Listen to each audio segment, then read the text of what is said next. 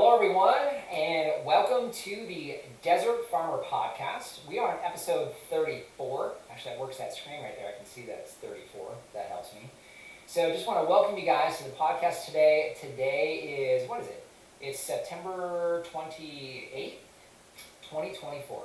So we got a couple things we want to cover with you guys today. I guess the biggest thing before we get into it is how much does everybody love the weather in Phoenix, Arizona right now? Yeah, Sandra, she's in Southern California. She was saying it was 116 today. Oh my goodness. And I know it's supposed to be pretty close to that probably in Phoenix today, but... I think so. That is ridiculous. So we had, I don't know if you guys, last week we were talking about the weather. Here we are talking about weather like a bunch of middle-aged old fogies. Yeah. Which we are. But we were talking about the beautiful weather that we had for about a week. It was basically at normal or just below. We had one morning below 60 degrees. Mike is not on. Oh, that's not helping, is it? Yeah, I got Rob saying that there's an echo in the sound. Turn on Mike. Yeah. We have to unplug it to check stuff and Okay. let us know if that's better. We're going to start over. You could probably hear us now. All right. Let's try that again. All right. Do over. So, hello, everyone, and welcome to the Desert Farmer Podcast, episode 34. Way to start this off. This is not good. This is not a good start. What are we on for, like a minute or two straight? Oh. So we were just talking about the weather, kind of like you guys have been talking about here. So I know we had talked a little bit about the weather last week, and we had beautiful temperatures, right? Oh goodness, so we were nice. down below 60 degrees, I think, one morning. You were in a sweatshirt. I had a sweatshirt on a few days. A couple mornings. And then we come into this week, and oh, is it different?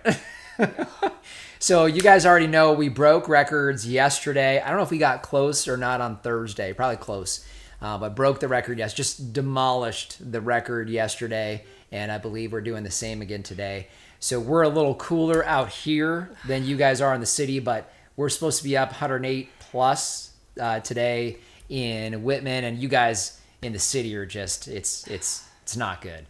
So I know we've got a few more days of this, and then hopefully we'll get down back into the normal temperatures. I will say we were talking about fall irrigation last week, and the fact that you get below 100 degrees, you can back off in irrigation. Boy, was that a week early. Yeah. We had to double down on irrigation. We had to hand water that one poor little ever-bearing mulberry tree, wilting leaves. It's like, no, I'm not happy. All right, so enough about the weather. Let's get into the meat and the potatoes of today. So we have big topic of today is invasive roots on fruit trees. We're going to get to that. But before we do, got a couple of housekeeping notes, right? So Lori, you want to talk about, well, actually, I'll talk about the first one. It's you.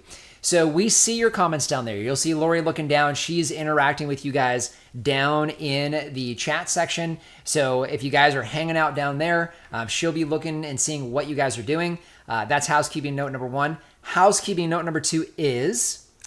If you have a question, state question, preferably in all caps, and then state your question on there, just so that it stands out to us and I make sure I don't miss them, because I'm not going to read every comment, and that way I can ask it to Dwayne. There you go. And so that's kind of the name of the game here today. And then housekeeping note number 3 is give us a thumbs up. So if you guys can do that while you're here, that's fantastic. It really helps us out, not only with today, but also with this guy when it sits into our podcast feed going forward. It helps us out. So appreciate that. Okay, so agenda. So we've got an agenda that we like to cover with you guys here on the podcast. We cover a few different things. If you can bounce over to that agenda for me real quick, sweetheart. Our topic number 1 is what? So the highlight of the week. Okay, what is the highlight of the week? Which we will be sharing officially details tomorrow. Right? Yeah, so it's in the vlog tomorrow, but our highlight this week is we have animals that we bring on every fall. So we have the extra pigs that we raise, we have Thanksgiving turkeys, and we have I was about to say not a probably good word, but a buttload of the little broiler chickens, the nuggets. Yep. We have Chet on here. And so we were able to get them all moved into expanded areas because they were just starting to grow out so fast. Right. And we've gotten to the point now, I think, where and you guys will see it tomorrow, where we kind of have planned shifts for these animals because, we have infrastructure that we've built that is cost effective. And we're able to start graduating these animals so they're always comfortable. And so, that's kind of what we're going to share with you guys tomorrow. And it's the highlight because we were able to get all that done last week. Yes. I took an extra day off last week because we knew we had that. We wanted to make that big push before the heat of this week, which was also critical for us. And they're doing good. Yep. Right? So that was good. All right. I know we got questions already, but what's our next? Oh, item of the week. So I do want to cover that before we get to questions, right? And then we'll get into the meat and the potatoes for today. So this time of year, we had extra watering we were doing this week. We also have some starts that we're having to hand water, right? So smaller watering. I've got it right down here, so I'm gonna need to grab it. What is it? So our item of the week is our metal watering can that we have had for years and years. Yep. So this one, it's I know this doesn't look like much. So you guys, Seen better days. It's seen a lot better days. So you guys have probably seen this in our videos. I think we've had this prior to us starting YouTube, which was 2017. Yeah. So we've had a long time. A long time. So this is about 7 years old. We like it. We got it at Home Depot. And I can't find it. So I tried to find it today. It's from Vigoro, and it looks like they don't make them anymore, but if you guys can see, it's all metal. And as you guys know, here in Arizona, anything that's plastic only lasts about a season, if that. But what I really like about this is the little shower head here just screws on and off, and you can see still does really well. So I would say we use this a lot when we plant trees, right? So we use it, and we wanted to bring it on here for you guys because we will be using that here as we do tree planting over the next few weeks and into next year. And then obviously for tree planting, we take this guy off, and this drains pretty fast. So, and holding 2 gallons for a single tree, a 5-gallon potted tree, we can utilize this in order to do the initial watering around that tree and around the root ball. And it's a good amount of water, easy to mix things into. If you guys can see right there, that top, it's really easy to get fish emulsion and things like that into here. And we've utilized this for fertilizing small plants as well, if we're doing a liquid fertilizer. So, and then obviously if you've got starts, you can get the little shower head. Whoops, you can get there you go. Try to do that one real quick. So you can get the little shower head thingy back on there, and it eventually goes on. There we go. All right. So this guy's our item of the day. We have the closest thing I could find on Amazon was still, I think, 1 3/4 gallon or 2 gallons. You'll see several options in Amazon for different metal containers. I think the biggest thing is look for the welds where the handles are on, and don't get a swivel handle. So we've had one of those before, and it broke pretty fast. So you want a solid handle that you're going to be gripping onto is kind of the key that we found, but it's a great item. So there we go. There's that. What else we got? So what's on the agenda? We have questions that we should answer before we get to the agenda topic. Yeah, so let's just, I'm still trying to go through all these, Okay. but Sandra had a question. My Santa Rosa plums leaves are drying up. Is this normal? I don't remember when it went dormant last year. The branches are still... Okay, so if you're here in Arizona, it's not going dormant. So we don't have any trees that are going dormant at this point in the year. In fact, they do have kind of a semi-dormancy, but all that means is they stop growing during the summertime or they grow very, very little. But we're actually going into the fall flush. So at this point, we've got a couple of trees that have dead branches. And in fact, we filmed a farm tour for you guys today. We'll be viewing at least one of those with you guys. And it was sun damage. It was our own fault on one of the branches on one of our peach trees. So that was our fault. We have another apple tree that's basically has another issue, but it's similar to that. So check the trunk. I'll also check the branches. Look for chipping bark or bark that peels away. If you're seeing that, it's actually sun damage. So it's very possible. Another possibility with that, it could just be stress. That's very much a possibility. With Santa Rosa plums, we get all of our stone fruit from Reed at RSI Growers, and he uses a Hansen rootstock typically, which is very good for us here in Arizona. If you're using a different type of rootstock, it could be that. There also could be something in the soil. There's a lot of things that could be causing it, but a couple key things. Number one, check the bark. Take a knife and just peel a thin layer of bark off and see if it's green. If you see green on the bark, on the branch, or the trunk, depending on the size of the tree, then it's something else besides the tree itself dying or the branch dying. Like the one branch that we saw today, the top half of the branch got sun damaged, and so we're going to lose the branch. So even though the bottom half still has some flow of nutrition back and forth through the cambium layer, the branch is dying because not enough of it is supporting the branch. So it could be that. If they're wilting, it could be irrigation. So, if this week it's been extremely hot and dry. So hot, yeah. So it could very well be that. We have our ever-bearing mulberry that we gave some extra water to today. We've never hand-watered those trees before.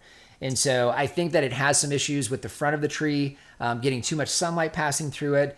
That was because of some mistakes on pruning, and also just the extreme dry heat. Yeah. It just started here over the last couple of days. It was fine prior to that, and we backed off on watering this week, and so which was obviously a mistake. So you have some stress even on our trees. So it could be any of those things. Yeah. How are the pups? They're fantastic. So you spent all week. I need to grab a drink of water. So how are the pups? They're doing really good. They don't like the heat either. Nope. They literally will go out, potty, and go right into wherever there's shade. But they're doing really good. We've been trying to kennel train them. We are trying to do, training on commands and stuff right now. We take them around to all the animals every day. We walk the whole perimeter of the property every day, a couple times. At least once. Yeah. So, but yeah, they're doing really good. They're doing great. So, and we're going to talk a little bit about kennel training if we get to it here. So, but yeah, they're doing great. Doing really good. Good? Yeah, drink. Oh, yes. What is this? This is actually blackberry wine. Oh, okay. Is this the last of the 2022? Nope. Oh, really? Hold the phone. Have you not tasted it yet? Ooh, that's really good. Yeah. Oh, it's not. It was overpoweringly sweet from 22. Yeah. Ooh, yeah. I like this. My keto diet likes it too. Yeah. Very good. Is Slamboy heat or hurricane? Oh, yeah. No, I'll take the heat in a heartbeat. Oh, my goodness. The hurricane in Florida. Have you seen any of that? Fort Myers is underwater. I have no idea. I have no idea what's going on in the world right now. That's a beautiful thing, isn't it? I wish that I had no idea what I was going don't on. watch the news or anything. See, There's a hurricane in Yeah, there's Florida? also a presidential election. Were you aware of that? I did know about that. That's because your TikTok feed shows you. Yeah, no, that hurricane is disastrous. And I know they kind of called it coming in, but that is really scary. No, I'll take the heat any day over that. That's why we're here. So, and our heat won't be here long. The residual from that hurricane is going to be a lot of cleanup, a long time.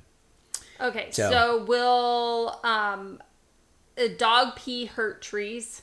I think if it's a small enough tree and enough of it, it might be able to. I know that's even true of rabbits, but it would have to be awfully small and right on the roots or on the branches and a really, really small tree. That'd be hard to do.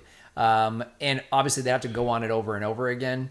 But honestly, I have not been in the situation where I'd had to have a small enough tree for that to occur or have them going on a tree that often. These guys kind of go everywhere, so not going in the same spot. Yeah, So. they just got 2 new puppies. So. Oh, cool. Congratulations. Let us know what puppies you got. Us too. Yeah. Audrey, I am so sorry. You texted me the other day this question, and I totally forgot to respond to you. Oh, and so. My bad. Uh-oh. How much vitamin B1 and fish emulsion do you put in a can that size? Oh, yeah, sure. Totally. No, that's a great question. And we covered fish emulsion last week. So, and you can, and by the way, with the fish emulsion, get the least expensive one that you can. In the end, they've got them at Home Depot and different places like this. We've got a link to our Amazon shop, but hey, find one that's inexpensive because you're spending a lot of money for liquid through the mail. But back to the question. So the type that we use, so the fish emulsion that we use and the Alaskan fertilizer you can find at Depot and stuff, it'd be the same. We usually put about 2 tablespoons of fish emulsion for a new planting. So 2 tablespoons of fish emulsion and 2 tablespoons of vitamin B1.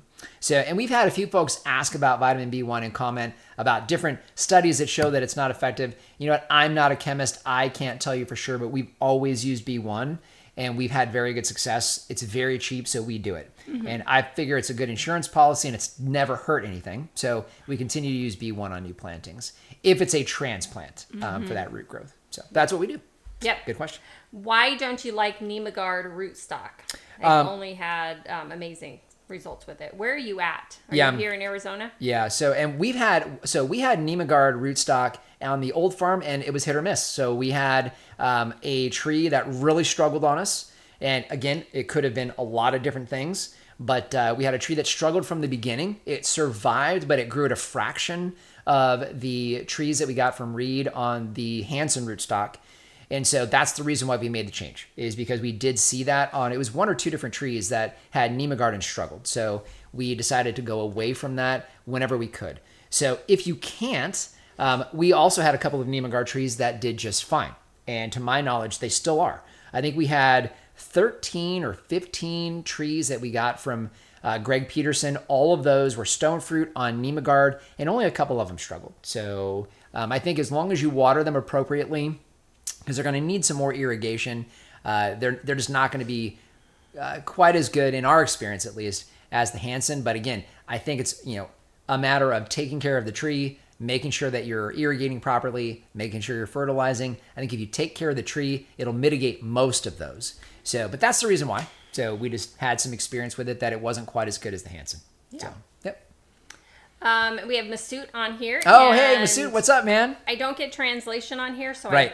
I'm not able to read your comments on here. He's in Turkish, so I always have to translate. Yeah. So one of these days I'm going to have to learn. I need to learn some Turkish for Masood.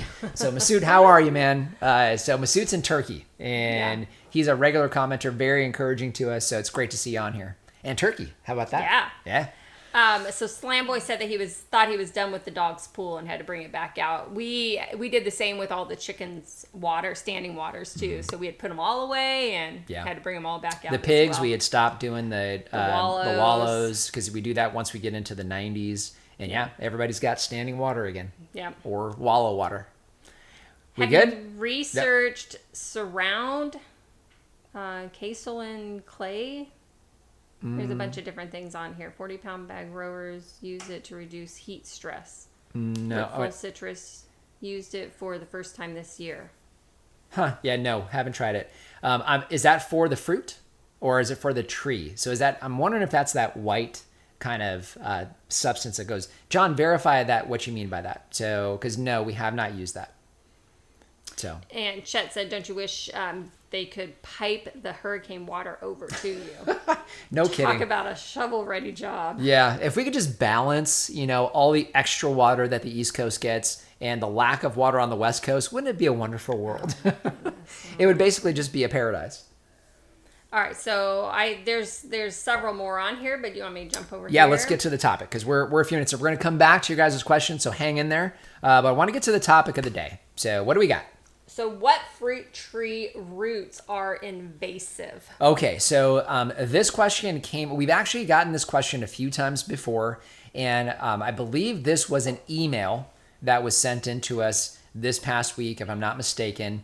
And the question was, can I plant these trees next to a building, next to a fence, or, in general, are fruit tree roots invasive, and should I be concerned? Now, this was actually Sarah that asked this question. Okay. We did a consultation at her house, and they're in AJ, Apache Junction, and they have a large lot. So I think they're on an acre, or I may be mistaken. I'm pretty sure they're on an acre. So, we were talking about different things that they could plant. Well, one of the plantings was up near their house, and then several of them were, probably a few hundred feet away from the house and in these different areas. So this is where the question was coming from was, what trees can I plant or should I be concerned about invasive roots? So a couple of things that we discussed, the tree next to the house, we had discussed being a mulberry tree. And when I went back and thought about that, I thought, well, okay, a mulberry tree could be a problem. So now the distance from their house was going to be just fine. So they were, I think, about 15 to 20 feet away from the house. And so wasn't really concerned at that point. They don't have walkways and things like that right up against a tree. So felt that that was going to probably be just fine. But mulberries is one of those that can be. And what's interesting about mulberries is those are typically not grafted trees for us here. And those too close to a fence or your house could be an issue. And so that might be one that you might want to reconsider. Or you want to get the right variety. So for example, we were talking about the black Pakistan mulberry, which is a very large tree, potentially very large tree. And any large tree is going to have a lot of roots and have a better tendency to be invasive. So that's kind of point number 2 when you're trying to figure out what trees might be an issue, is whether, and especially with fruit trees, if these are naturally large trees, you're going to naturally have a larger root system because you have to. The root system is going to match the size of the tree. So if you're dealing with large trees, that's typically where you're going to find that you might have an issue. Now, the majority of the trees that we're planting here are semi-dwarf trees. So your stone fruit and your pome fruit, some of these other trees, even like your pomegranates, your figs, a lot of these trees are basically semi-dwarf trees. So these trees max out at about 15 to 20 feet tall, maybe about the same width, maybe a little bit taller or a little bit smaller, but you're looking at that 15 to 20 foot range. All of these trees are going to have root systems that are going to be about as wide. And because most of these are on rootstocks, while the rootstocks are more aggressive than the known varieties, they're still not that aggressive. So especially in our soil, which leads me to the third part, our soil. So our soil is going to naturally stop roots from growing because anywhere where you don't have moisture added, roots are not going to go, especially for your fruit trees. And we talk about this. In fact, today's thumbnail will show you an example of a fruit tree. That one was actually the guava trees that we pulled up earlier this year that we lost over the winter time. And we've saved that trunk as examples during our farm tours. So people can see just how wide versus deep these trees grow. So while they will go out and they will get nice and wide, they're still not going to go any further than your irrigation. And that's another reason why we talk about how we irrigate, and you always want to have a watering ring. You're going to plant them high so you can encourage that outward root growth. That's going to help to establish the tree while it tries to drill down through our caliche layer. And so all of those things are going to lead to a tree really not going quite as far. So if you're dealing with any of your stone or pome fruit, so your peaches, apricots, plums, persimmons, your apple trees, your pear trees. I had mentioned figs. Figs, for the most part, are going to be fine unless you're dropping them right onto a fence. Generally, that's still not going to be an issue, although it could for aggressive figs. Now, one caveat to that we found that does have very aggressive and invasive roots is going to be your jujubes. So your jujube trees are very aggressive, especially with their roots. Now, what I don't know is whether that would be potentially damaging to a structure. Because we found already that we're getting suckering, which is not uncommon. Typically, those are on a rootstock, and those rootstocks are still a type of jujube. And they're designed to be aggressive. They do fantastic for us here, and so those could be. But again, keep in mind, if you're not irrigating out past the area of your concern, those roots are not going to be able to penetrate our hard desert soil that basically is dry a few inches down even after a lot of rainfall. So that's kind of the synopsis for aggressive root systems. Generally speaking, your really aggressive roots that you have to be concerned about here in Arizona will be your truly desert adapted fruit trees and desert adapted shade trees. So things like your mesquite trees, palo verdes, things like that, those roots, very, very invasive. And that's where you really should be concerned about having something too close to a structure or a permanent fence like a block wall. So that's pretty much the summation. And when I was doing some additional research on this, there isn't really anything that grows here that we have to be concerned about beyond that. It was the general synopsis. Most of the concerns were in other parts of the country where naturally trees get massive because of natural rainfall and ideal temperatures and soils and things like that. So generally for us here in Arizona or in desert climates, it's really not going to be much of a concern because you really can mitigate it. So I'm going to jump down Sure. real quick just because it kind of is on the same subject that you are talking about. Which is good. I do want to follow up on that. How do you kill a sissu tree and its roots? My neighbor's trees have broken my cement driveway and he won't do anything about it. He has cut down one tree. Now more are coming up from the roots. Yeah, now sissu tree, I forgot, that would have been on my list as well. We had a sissu tree at our first house in the city, and we needed to do it because we needed them up against, it's a long story, but it did the same thing. We had them everywhere.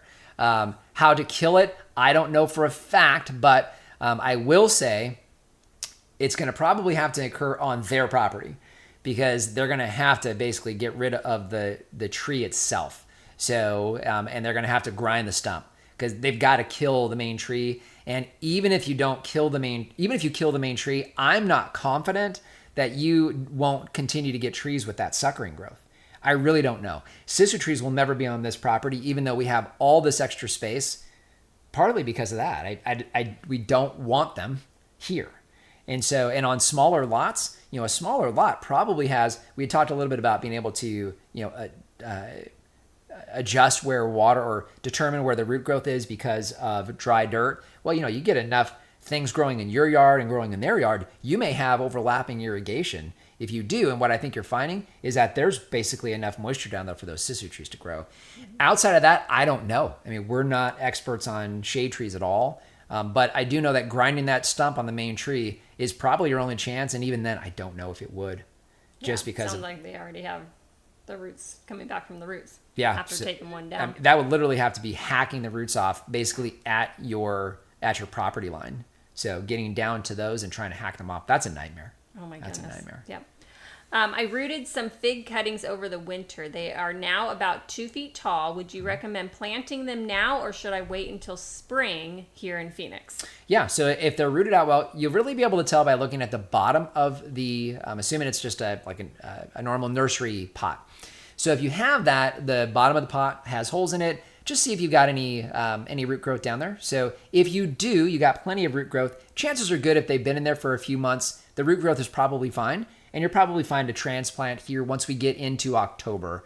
I wouldn't do it now. So, we haven't purchased any trees yet. We're working on at least one that we're going to buy here shortly, but we won't go into planting until we're comfortably down below 100 degrees. So once we get into October, I think you're fine. And anytime during that time frame, you're probably going to be just fine. You also want to look at new growth. Do you have new growth on the tree itself?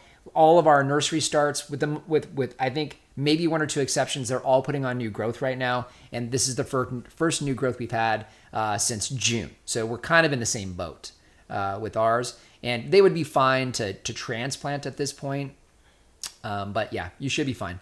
If you want to wait, it's not going to hurt. You know, it's still gonna, if you keep it, watered, irrigated throughout the wintertime, and we stay fairly warm, chances are pretty good it's probably going to put on some root growth over the wintertime, just very, very slow. And then you can plant it in the spring. It won't hurt. You can do either one. Yep. Either one will be fine. John had mentioned Stella maris is a seaweed emulsion. Oh, that's interesting. Yeah. Have not tried it. He said it's great. It's used in sandy soil in vineyards. Oh, hey, and vineyards too. Yeah. We got one of those. Yep. Very good. I can only find golden nugget loquats. Where did you get the types you have? So we got the types that we have out here. We got from, I think those are all Richard's Garden Center. Garden Center. Yep. So they probably just haven't come in yet. So just hang in there.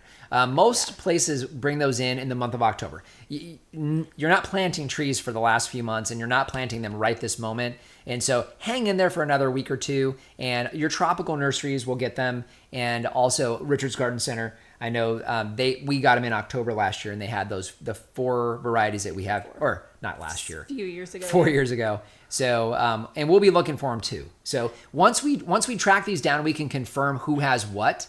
We'll have to let everybody know, right? Especially with loquats. So because we're working on one as well, but nobody's got them yet. So.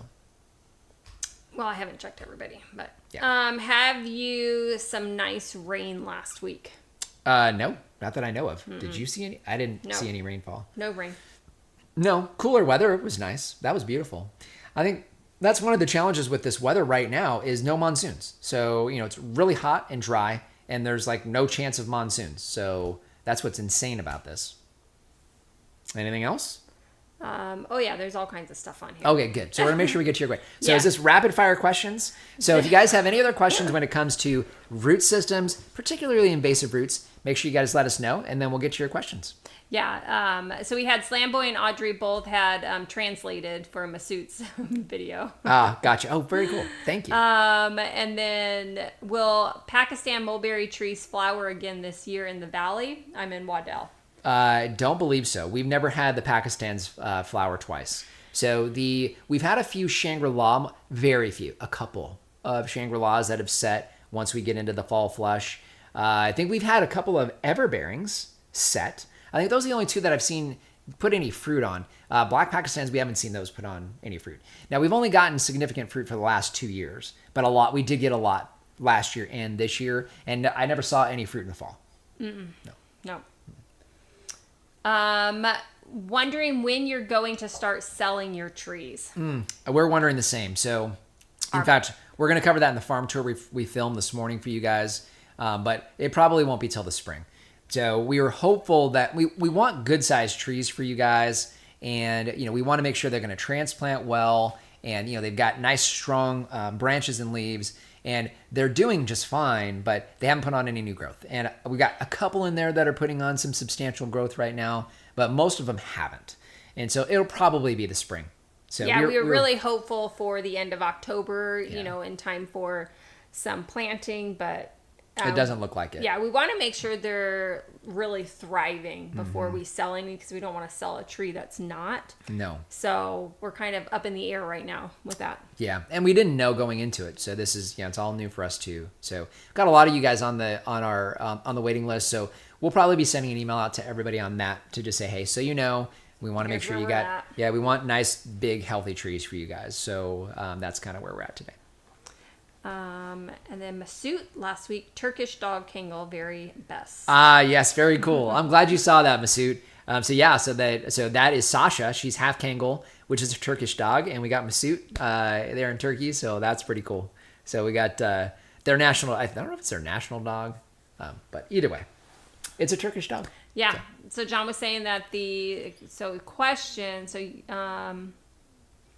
yes, the clay, kaolin, surround is the trade name. It reflects heat.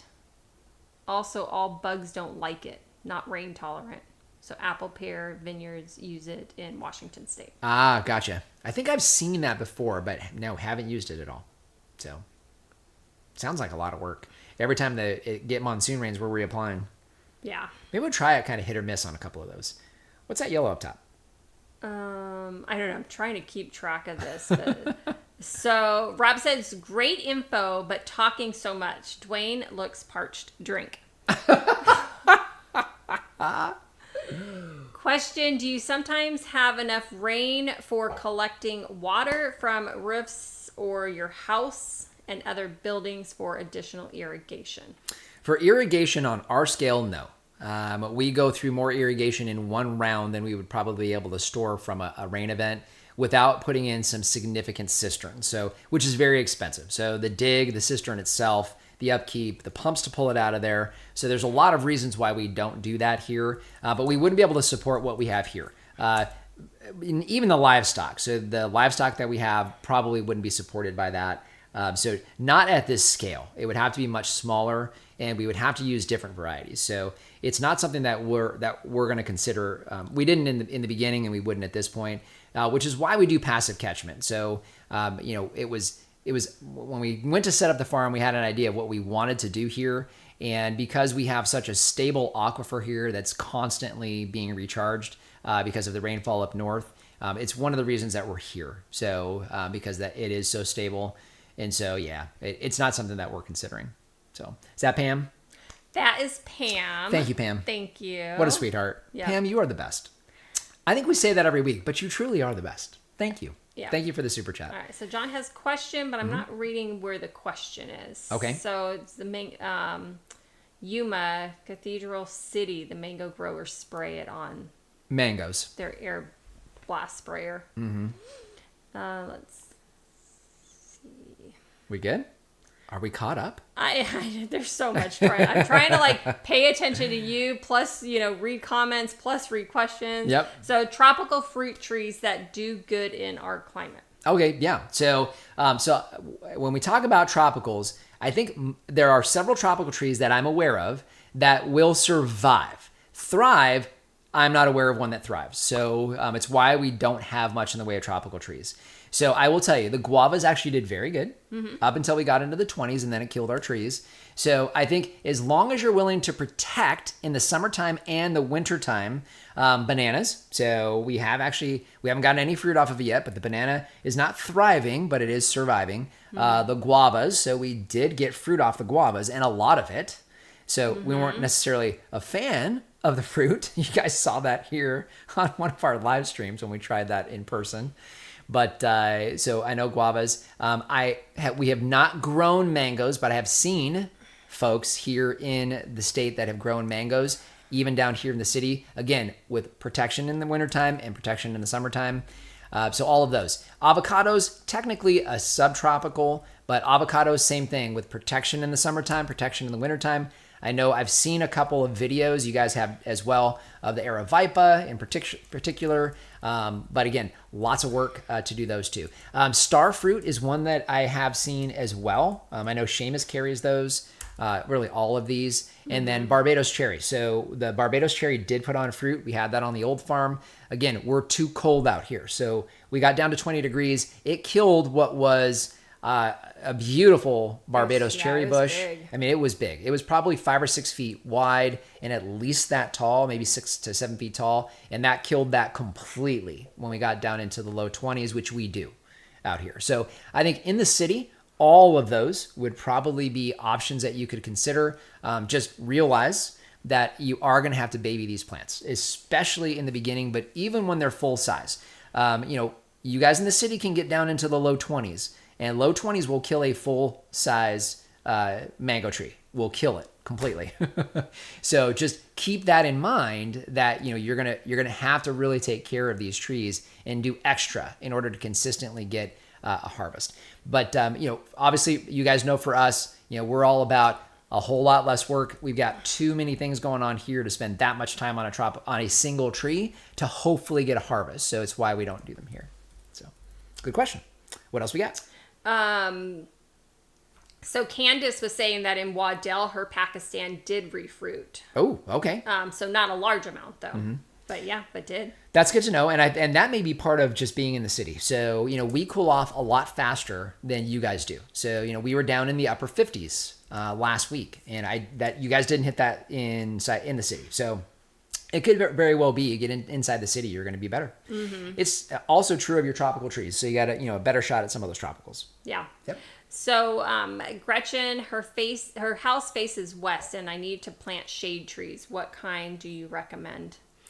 So I don't know how much space you have from your house to the area where you're going to plant. So I'm assuming you're saying the front of your house faces west. That's a bummer. That's like the worst direction to have that face is west. So again, I'm assuming this is the front of your house, not the back of your house. So if you're going to do that, you want to get as far away from the house as you can. We talked about the invasive roots. Any of your shade trees that are going to get large enough to shade your house need to be away from your house. And now there's a lot of folks in the city that have planted them right up against there, and they seem to be okay. But, we don't really do shade trees here. If you're going to do a fruit tree, we talked a little bit about the black Pakistan mulberry. And again, as long as you're going to be a good distance away from your house, 15 to 20 feet away from your house, then putting some type of mulberry tree would be great. If you guys look at the old parts of Phoenix, you'll find male mulberry trees, which is not the kind you find today because of the pollen, but they get these bigger varieties will get big. Even the contorted mulberries that we have here, they're pushing 15 feet tall, especially the one, and which is going to give you some shade on your house. So that's going to be the challenge. I've even seen pine trees, although I don't know enough about those to be able to make any suggestions there. So. So Mary has a question. What is the window of time to plant moringa seeds? I tried in July, as you suggested, but they did not survive the extreme heat. This year was a little tough. Now, I'm going to let you talk about this because you've been taking care of the one we planted in June. Yeah, so what we did is we waited until the monsoon season started, and as soon as that started, which we got our first monsoon in June, we put seeds in the ground, and I water that thing every single day. So it's in our duck area. I water it every day. Heavy and it's got heavy mulch on it, and it's over 6 feet tall now from June. So I mean, just like everything, it's hit or miss. And timing. So, Yeah. I mean, that is the biggest thing. Now, this year was a challenge because we didn't get much in the way of monsoons. Correct. It was So- so hot and dry. Yep. And, we broke that record. We talked it's one of the reasons we did the farm tour today was to give you guys a view of the farm at its worst.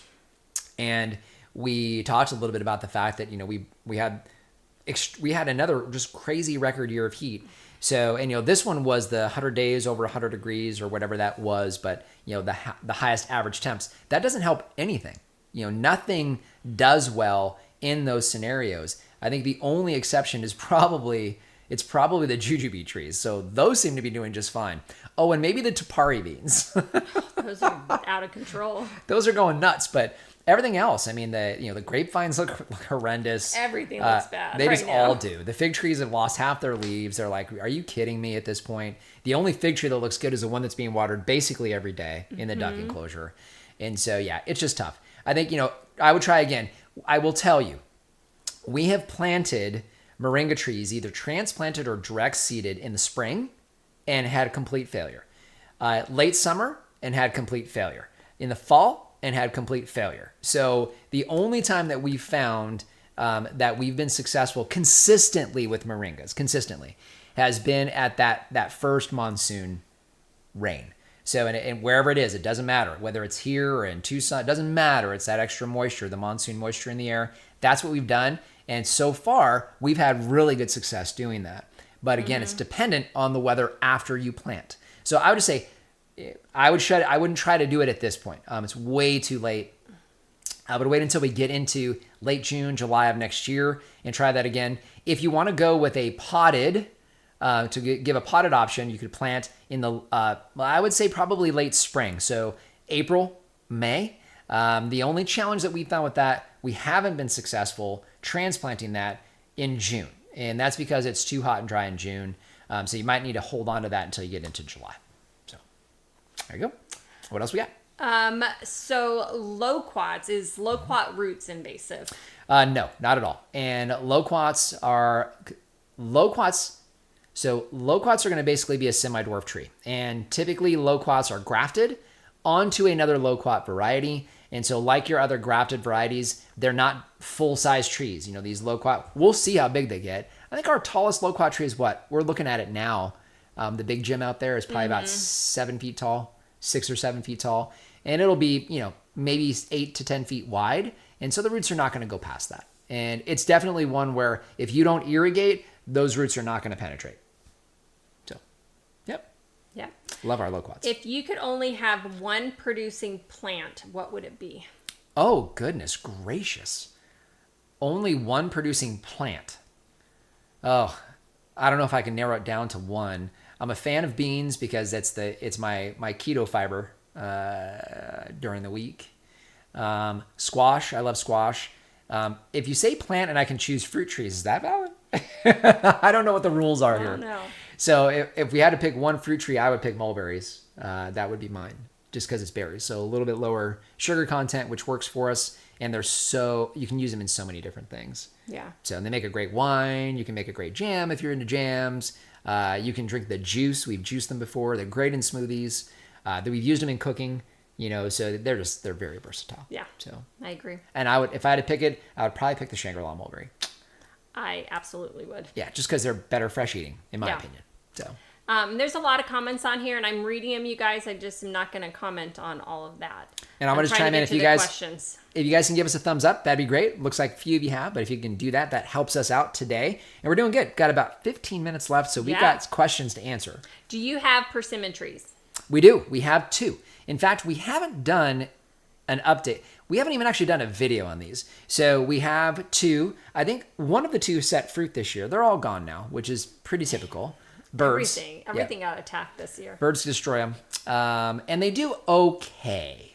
They definitely don't grow well. We'll give you guys an update here over the next few weeks. You guys can see what they look like. We've had them. They've been in the ground, I believe, for 4 years. Got them as bare root trees. So we have the fuyu, and then we have a chocolate persimmon. And I think it's the fuyu that actually set fruit this year, if I'm not mistaken. I don't think the chocolate one has. But neither one of them are doing really all that good. So, but we'll see. They grow slow. They don't grow nearly as fast as the rest. So I'm in Tucson, and the wasps are eating my jujube and figs. Any suggestions to keep them from eating all my fruit? That is a bummer.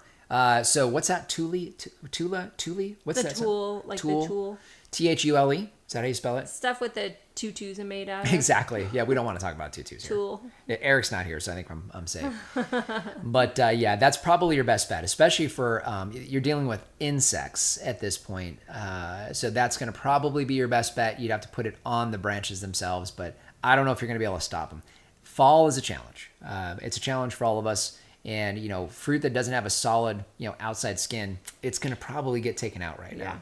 So it's just tough. We don't even attempt to try to save those. We've got jujubes on the trees. We won't get those jujubes. So the birds will get them. The Japanese or the fig eater beetles will get those. Same thing with figs. We generally don't get figs in the fall either. Even though some of the trees will put them on, we really don't even attempt to try to do it unless it happens to survive everything. Yeah. Yeah.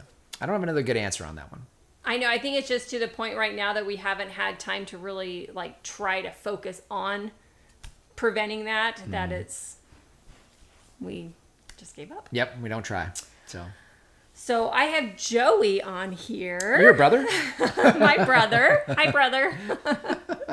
What 2 types of apple trees would you plant if you are only doing 2 types?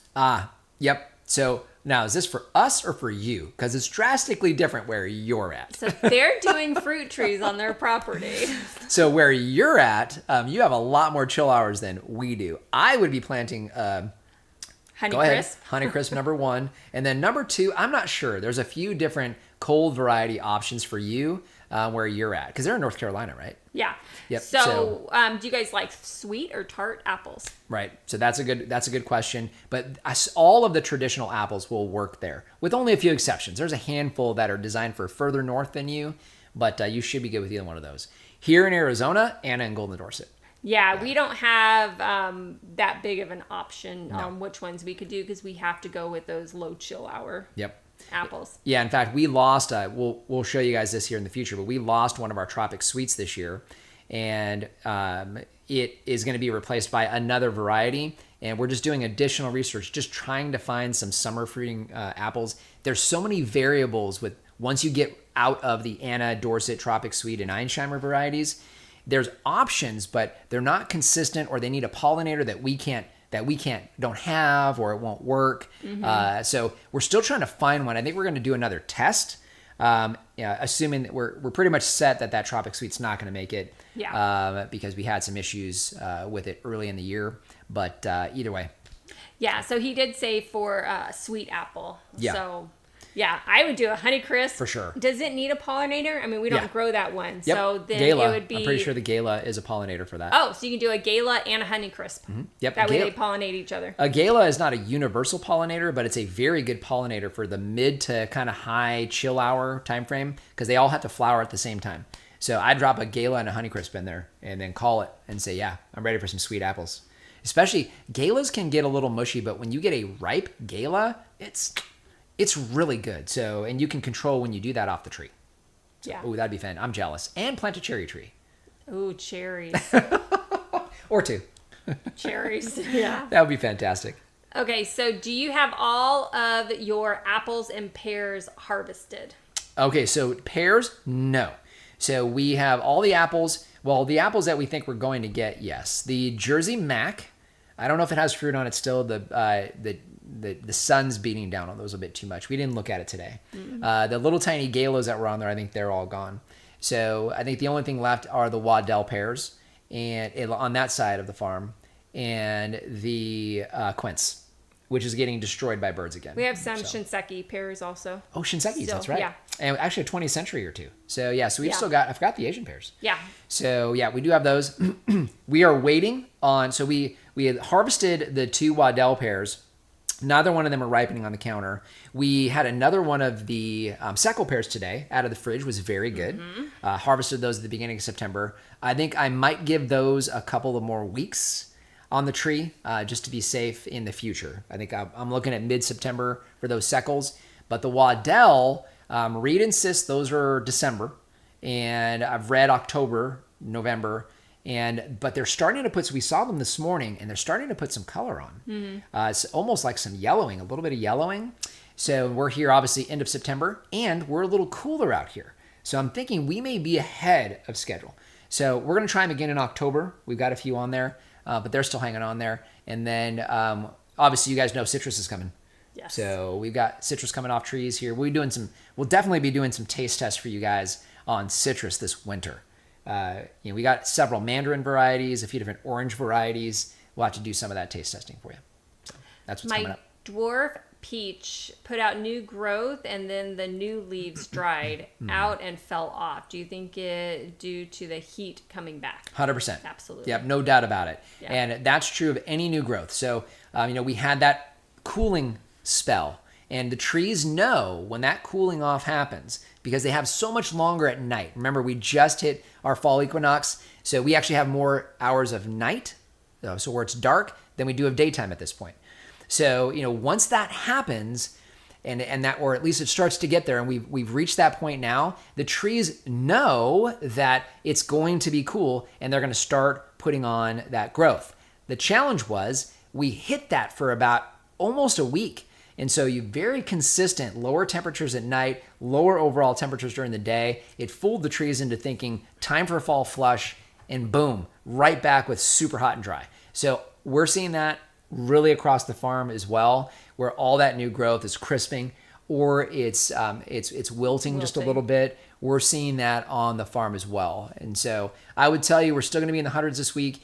Maybe an extra round of irrigation for one more week wouldn't be a bad idea. I think we're going to do that this week just to catch up a little bit.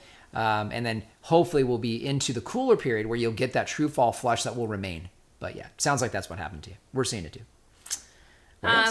Ryan suggested that we need to put an owl habitat on the property. Yeah, I know. We have a couple of owls. So the challenge is this. We have our cats that will be outside 24/7 because we need them there. That's what they're here for, is to take care of our small rodents. So we have our cats that will be out all night long when owls are out, which is a problem. And we do want to be able to keep some of our poultry out if we can 24/7, realizing that we're going to have some losses. And so that's why I'm not encouraging that at this point. So I think if that wasn't the case, it'd be different. Yeah. And if circumstances change and owls are the predator that we really want for the really small rodents, that may change. But, they love chicken just like all of us, basically. Yeah. So How do you keep rodents from eating your fruit off the trees? so we don't get, the problem rodent that we have on our trees is ground squirrels. And you can tell it's ground squirrels because, they actually use their hands, like for our almonds. They ate all of our almonds. Devoured our almonds. Yeah, so you can see where it's those guys. As far as mice and rats, I don't know that we have a lot of issues with that. I don't see that on the trees. Now, could it be mice and rats versus ground squirrels? It could be, but we don't get a lot of mice and rats outside of the animal enclosures. So those are always confined to those areas for the most part, because that's where food and water is for them. And we don't see the issue. Like, we don't lose peaches to that during the peach season, and mice and rats are there. So we don't really see, at least it's not a big problem for us. The challenge, of course, is that they'll chew through things. They've got sharp little teeth, and so they'll chew through an organza bag. So, if you're having those, if you're having those issues, make sure you prune high enough so that you don't have canopy on the ground. And then you can use an inverted cone, which we're going to attempt next year. So an inverted cone on the tree. You can try that, or tree tanglefoot. That has worked as well for us in the past. So again, a tall enough trunk, Just make sure if you're going to use the tree tanglefoot, which is a goo that you put around the tree, use some flagging tape or something around the trunk. Put it on the flagging tape, not directly on the trunk, because that can definitely damage the trunk, and it's not coming off of the trunk once you get it on there. So not without damaging the trunk. So those are some options. Good question. Great hi questions, guys. Can I have only one apple tree here in Phoenix? Will I be getting any fruits in this case? Yes. So the golden Dorset is probably your best bet. The Anna supposedly needs the Dorset in order to cross-pollinate for a better fruit set. So if you can get an Anna and a Dorset in a multi-grafted tree, which you can find from time to time, not often, that's an option. If not, golden Dorset's fine. The golden Dorset's completely self-fertile. It is both the Anna and the Dorset can be alternate bearing. So understand if you have a heavy fruit set one year, you're gonna have a really light fruit set the following year. The Anna we found is even more so. So the Anna is very much alternate bearing. And so I would go with a golden Dorset personally. So still a goodie. There's not much difference between the two. And so, you can argue that the Anna can be sweeter, but that's typically by the time it gets mealy. And we're not fans of mealy apples. So, and you pick them a little bit underripe, which we typically do. You can't really tell the difference between those two. Yeah. So both really good apples for us. Heather suggested to Brian to wrap the trunk in tulle. Oh, yeah, there you go. Yeah, something to stop them from climbing. Yeah. Yeah.